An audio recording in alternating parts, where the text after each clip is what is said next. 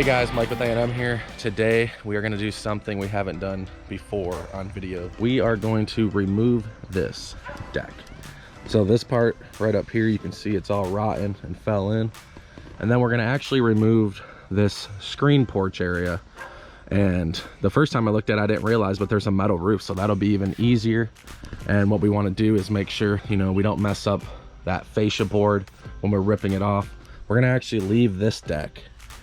Surprisingly, the customer wants to leave that, even though I'm going to show you guys, it's not even connected over here like this 4x4 right here. So I'm not going to really try to walk on that deck, but I'm going to just take this metal roof off first and then take those beams out and then just cut this screen porch part off. So that's what today's video is going to be about. Now we're going to get to it.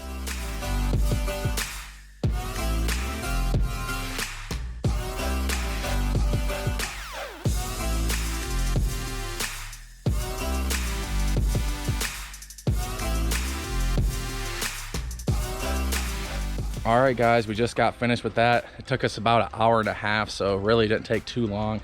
I thought it was gonna take a lot longer, but the roof was not shingled, which was great. And it wasn't even a metal roof, it was actually like plastic roof. So if you've seen it in the video, I actually was on the deck and working and pulling the roof down. I would never recommend that on a heavy roof, but that roof was so light and I felt like I could just jump off anytime.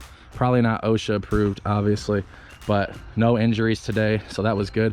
Overall, it went pretty good. Like I said before, this post over here needs to be fixed, but we're not dealing with that. Some other contractors are coming in for that. We just did the demo. Took all the boards off the house. That fascia board is all rotten. They're gonna have to replace that. But that, like I said, that's also not our problem. And there was some stuff on the deck. I just took that as well because I thought it would look better overall. I have to send pictures to this company. And then taking these stairs out, that was really easy.